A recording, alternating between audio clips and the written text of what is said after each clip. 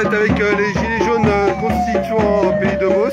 Nous sommes toujours dans la manif des libertés et je suis avec Francis. Salut à tous, salut les copains. Donc Francis. La statue un petit peu là. La statue là. Donc. Vas-y, voilà.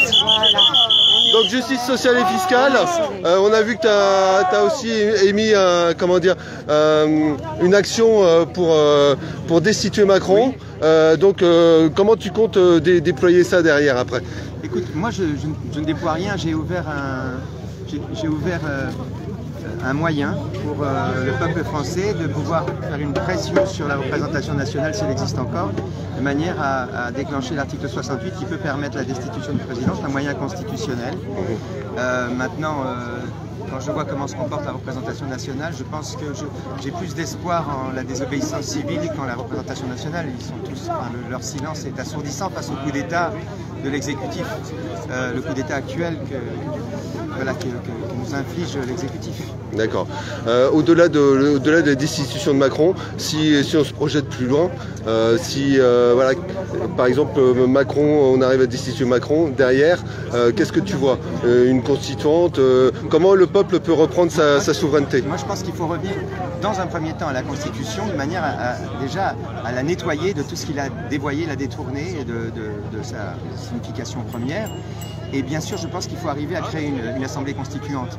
Et dans un premier temps, déjà, il faut arriver à pouvoir créer une relation entre la gouvernance et le peuple qui associe le peuple aux décisions. Et pour moi, la manière idéale pour quelqu'un qui arriverait demain à la présidence de la République, ce serait d'instituer le RIC, qui est déjà dans la Constitution. Il est dans la Constitution puisque le président a la possibilité d'organiser des référendums. Il suffirait que le président consultât le peuple régulièrement pour que aucun détournement de notre Constitution soit mené par l'exécutif avec la complicité de la représentation nationale. Il faut amorcer ce mouvement. Et d'ailleurs, je dirais avant toute chose, ce qui est extraordinaire, c'est que le peuple a déjà commencé à travailler. Vous commencez à travailler, particulièrement à revoir le principe constitutionnel et déjà à faire en sorte que ce principe puisse passer par une volonté populaire. Aujourd'hui, le peuple ne s'est pas doté de moyens de contrôler ses représentants. C'est déjà le premier déficit républicain. Le second, c'est que la France est coupée en deux entre une France qui maintenant veut participer à toutes les décisions concernant l'avenir politique et social du pays, et une autre qui continue à rêver d'un principe républicain qui soit viable, c'est-à-dire avec des élus honnêtes et respectueux de leur mandat, ce qui est pratiquement... Ce qui n'est plus le cas. Ce qui n'est plus le cas, notamment en plus avec l'Europe qui fait que voilà. Ce qui est devenu finalement très très rare, pour ne pas dire voilà, comme tu viens de le dire. Mais il y a quand même un ou deux députés de temps en temps qui sauvent un peu l'honneur de la représentation nationale. Bien sûr. Et on pourrait imaginer demain des députés citoyens qui soient respectueux de leur mandat et qui jouent leur rôle. Dans le principe républicain tel que l'ont rêvé les législateurs, il y a ce qu'on appelle le fractionnement des pouvoirs.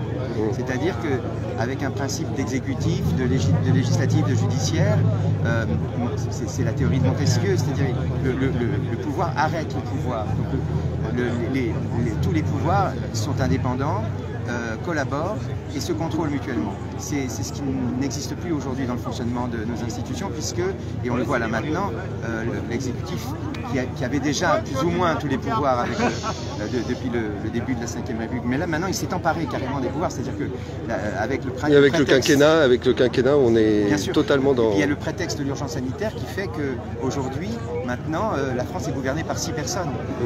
Et effectivement, la Constitution telle qu'elle a été manipulée, surtout même par le Conseil constitutionnel, aux ordres de l'exécutif, le Conseil constitutionnel qui n'a cessé d'aménager la Constitution dans l'intérêt des chefs de l'exécutif et a dévoyé la première lettre de notre Constitution. Aujourd'hui, plus que jamais, on voit comment cette Constitution peut mener à une dérive monarchique, totalitaire et technocratique. Donc, en fait, vous savez, on peut tout faire avec un marteau. On peut planter un clou et puis on peut tuer un homme. Le marteau constitutionnel dont nous disposons et qui devait servir à planter des clous, maintenant il sert à briser des crânes. Donc je pense qu'aujourd'hui, le peuple doit se réemparer de ses institutions. Et pour ça, il faut que le peuple redevienne constituant. Comment y arriver? Je pense que c'est progressif. Le premier travail, celui que vous êtes en train de faire, et qui est un travail extraordinaire, et prometteur pour notre pays, c'est déjà une façon d'y arriver. Et puis ensuite, je pense qu'il faut repenser à la représentation nationale. Il faut que cette représentation cesse d'être politicienne sous l'emprise de ce que De Gaulle appelait la dictature des partis. Il faut qu'elle redevienne citoyenne. Plus on aura de citoyens à l'Assemblée nationale et plus on pourra retrouver une relation normale entre l'électeur et l'élu pour en arriver un jour à supprimer complètement cette verticalité et repartir sur une forme d'horizontalité, c'est-à-dire avec une prise de décision permanente du peuple, notamment par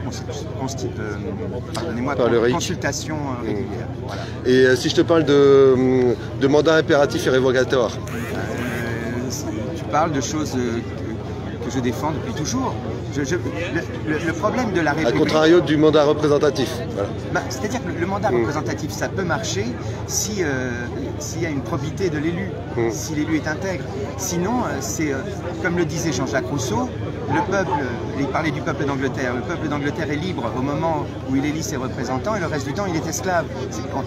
Avec le système représentatif tel qu'il fonctionne et le fait que le président de la République n'utilise pas le moyen référendaire pour consulter régulièrement le peuple, eh bien on est libre une fois tous les 5 ans. On est libre au moment où on va décider qui va décider. Mais la démocratie, ça n'est pas décider qui va décider. La démocratie, c'est décider. C'est une participation au quotidien. Voilà, c'est la participation. Alors, quand on parle de démocratie directe, moi je fais des bons. La démocratie, où elle est directe, où elle n'est pas. C'est pas un mot qui est divisible. Alors, le pire, c'est quand on parle de démocratie participative. Alors, j'ai envie de rigoler et de dire, ça veut dire quoi? Qu'il faut payer pour voter. Enfin, revenons à la base de ce qu'est ce mot. Ce mot désigne un gouvernement populaire, le gouvernement du peuple par le peuple pour le peuple. Exactement. C'est ce qui n'existe plus, parce que la République est un système à vocation démocratique, finalement à sombrer dans une forme de verticalité qui fait que l'élu s'empare de la souveraineté populaire et il lui confisque. Et ça, c'est un système, maintenant on le voit avec ce que nous sommes en train de vivre, qui mène à une forme de totalitarisme oligarchique ou monarchique, mais de toute façon dans lequel le peuple n'a plus la possibilité ni de s'exprimer, parce que c'est le cas en ce moment, ni de participer aux décisions qui entraînent son avenir. Très bien. Je me réjouis d'ailleurs parce que vous m'avez fait l'honneur de m'inviter à une de vos prochaines manifestations. Je me réjouis de retrouver mon ami Étienne Chouard, de pouvoir rediscuter de tout ça, de pouvoir, comment on dit, refaire le monde, repenser la France avec vous parce que le travail que vous faites est un travail admirable et c'est la base même de ce que doit être la fonction civique du citoyen. Très bien. Écoute, je te remercie Francis. Merci mes amis. Merci.